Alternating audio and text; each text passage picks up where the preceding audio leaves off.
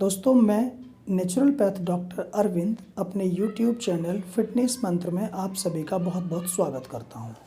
दोस्तों, आज का विषय है कोलेस्ट्रॉल। आज हम जानेंगे कोलेस्ट्रॉल क्या है, कोलेस्ट्रॉल से क्या क्या नुकसान होते हैं, कोलेस्ट्रॉल को हम कैसे कंट्रोल कर सकते हैं।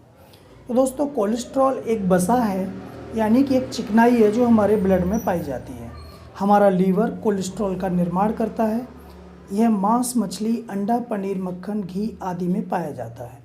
हमारे शरीर की प्रत्येक कोशिका को जीवित रहने के लिए कोलेस्ट्रॉल की आवश्यकता होती है। यह मोम जैसा चिकना ठोस पदार्थ होता है। तो दोस्तों, आमतौर पे कोलेस्ट्रॉल 2-3 प्रकार के होते हैं। पहला तो होता है HDL यानी हाई डेंसिटी लिपोप्रोटीन। इसे गुड कोलेस्ट्रॉल या अच्छा कोलेस्ट्रॉल भी बोलते हैं। इसका उच्च स्तर हृदय के लिए फ़ायदेमंद होता है और हृदय संबंधी बीमारियां होने का खतरा कम होता है। इसका लेवल 60 mg/dl से अधिक होना चाहिए। दूसरा प्रकार का होता है लो डेंसिटी लिपोप्रोटीन यानी कि LDL। इसको बैड कोलेस्ट्रॉल भी बोलते हैं और इसका लेवल 100 mg/dl से कम ही रहना चाहिए। इसको ख़राब कोलेस्ट्रॉल या बैड कोलेस्ट्रॉल भी बोलते हैं। इसकी बढ़ी हुई मात्रा हृदय के लिए घातक होती है। इसकी अधिकता से सीने में दर्द, हार्ट अटैक, ब्रेन स्ट्रोक का खतरा और डायबिटीज़ होने का जोखिम बढ़ जाता है। और एक तीसरे टाइप का होता है ट्राइग्लिसराइड। ट्राइग्लिसराइड भी काफ़ी खतरनाक माना जाता है। इसका लेवल 150 mg/dl से कम ही रहना चाहिए। तो दोस्तों, कोलेस्ट्रॉल के फंक्शन क्या क्या है हम आप जानेंगे। यह विटामिन डी बनाने में मदद करता है। तो आपने सुना होगा कि विटामिन डी अपने शरीर में धूप लेने से बनता है। तो जब शरीर पे धूप पड़ती है तो कोलेस्ट्रॉल की उसके साथ एक रिएक्शन होती है जिससे कि विटामिन डी का निर्माण होता है। इस प्रकार कोलेस्ट्रॉल हमारे लिए बहुत फ़ायदेमंद भी है और बहुत नुकसानदायक भी है, लेकिन इसका लेवल हमेशा एक बैलेंस में रहना चाहिए, तभी सही है। इसके अलावा ये अनेक प्रकार के हार्मोन और पित्त का निर्माण करता है। इसके अलावा इसके कई महत्वपूर्ण कार्य होते हैं। यह फल सब्जियों अनाजों में नहीं के बराबर पाया जाता है। तय सीमा से अधिक कोलेस्ट्रॉल होना शरीर के लिए अनेक गंभीर समस्याओं को जन्म देता है। इसका उच्च स्तर हमारे दिल, मस्तिष्क के लिए दुश्मन है। हमारे देश के अधिकांश लोगों में खान-पान की जागरूकता का अभाव होने के कारण ही दिल के मरीज और डायबिटीज़ के मरीज दिल पे दिल बढ़ते जा रहे हैं। जब टोटल कोलेस्ट्रॉल का लेवल 300 mg/dl से ऊपर पहुंचने लगता है तो यह हमारे शरीर की धमनियों यानी कि आर्टरीज़ में चिपकने लगता है। हमारी धमनियां सक्रिय होने लगती हैं और ब्लड प्रेशर बढ़ा रहने लगता है। 99% ब्लड प्रेशर बढ़े होने का कारण बढ़ा हुआ कोलेस्ट्रॉल ही होता है। बढ़ा हुआ ब्लड प्रेशर कोलेस्ट्रॉल बढ़ने का पहला संकेत होता है। डॉक्टर के पास हम जाते हैं, डॉक्टर कोई बीपी की गोली प्रिस्क्राइब कर देता है। हम नियमित रूप से गोली लेने लगते हैं। हम अपने खान पान में कोई बदलाव नहीं लाते, सोचते हैं गोली से सब सही हो जाएगा, पर धीरे धीरे कोलेस्ट्रॉल का लेवल और बढ़ता जाता है क्योंकि हमने अपने खान पान में कोई बदलाव नहीं किया है। कोलेस्ट्रॉल हमारी हार्ट की आर्टरीज़ को पूरा या आंशिक रूप से ब्लॉक कर सकता है। हार्ट अटैक आने का यही सबसे बड़ा कारण होता है। जब भी हार्ट से ब्लड फ्लो में रुकावट होगी, हार्ट अटैक हो जाएगा। बढ़ा हुआ बीपी हमारी मस्तिष्क की अत्यंत महीन यानी बाल से भी 100 गुना पतली रक्त वाहिकाओं को फाड़ सकता है। यह ब्रेन स्ट्रोक का कारण है। ब्रेन स्ट्रोक से या तो मृत्यु हो जाती है या आजीवन शरीर में पक्षाघात हो जाता है।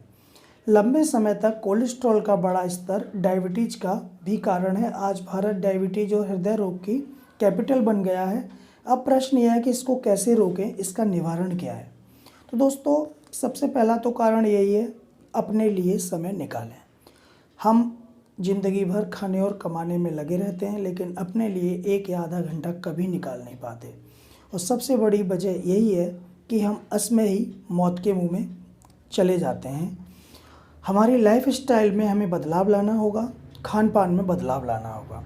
बदलाव से मतलब ये नहीं है कि आपको बिल्कुल रूखा सूखा खाना होगा, ये सोच बहुत ही गलत है। बदलाव का मतलब ये है कि थोड़ा सा हमें परहेज से रहना पड़ेगा। सब चीज़ खाइए और जिस दिन आप ज़्यादा खा लें उस दिन ज़्यादा वर्कआउट कर लो, उतनी एनर्जी ज़्यादा बर्न कर लो, तो आपको अपने शरीर की एक्टिविटी बढ़ानी पड़ेगी। इससे पहले आपको कोई गंभीर बीमारी लगे आपको सचेत हो जाना होगा। याद रखिए, कोई इस प्रकार की बीमारी लगती है तो हमें जीवन भर दवा खानी पड़ेगी या जान देकर कीमत चुकानी पड़ेगी। हमें अपने शरीर में जो ब्लड बह रहा है यानी आर्टरीज़ है, इनमें जो गंदगी भरी है कोलेस्ट्रॉल के रूप में, उसको साफ़ रखना होगा। अगर हम अपनी नसों को साफ़ रखना सीख जाएं तो हम बहुत लंबी उम्र जिएंगे, हम कल्पना भी नहीं कर सकते। तो इसके निवारण में मैं आपको बता रहा हूँ, रोज़ाना 1 घंटा तेज़ कदमों से चलें। सुबह उठकर आधा लीटर या 2 गिलास गर्म पानी धीरे धीरे पिएं। सुबह उठते ही लहसुन की 2 कली कुचलकर भी खाएं। इससे आपका कोलेस्ट्रॉल लेवल कम हो जाएगा और आप बिल्कुल स्वस्थ महसूस करेंगे। चलिए, आप लहसुन नहीं खाते हैं तो 1 घंटा आप शारीरिक रूप से श्रम करें और तेज़ कदमों से चलें। सुबह उठकर अगर पार्क नहीं जा सकते तो गली में ही टहलें। खाने में घी, मक्खन और तली भुनी चीज़ों का सेवन बिल्कुल बंद कर दें या कम कर दें या कभी कभी खाएं। खाने में सरसों का तेल, सूरजमुखी का तेल या अलसी के तेल का ही प्रयोग करें। रिफाइंड का यूज़ बिल्कुल बंद कर दें। दिन में 2 बार ग्रीन टी लें।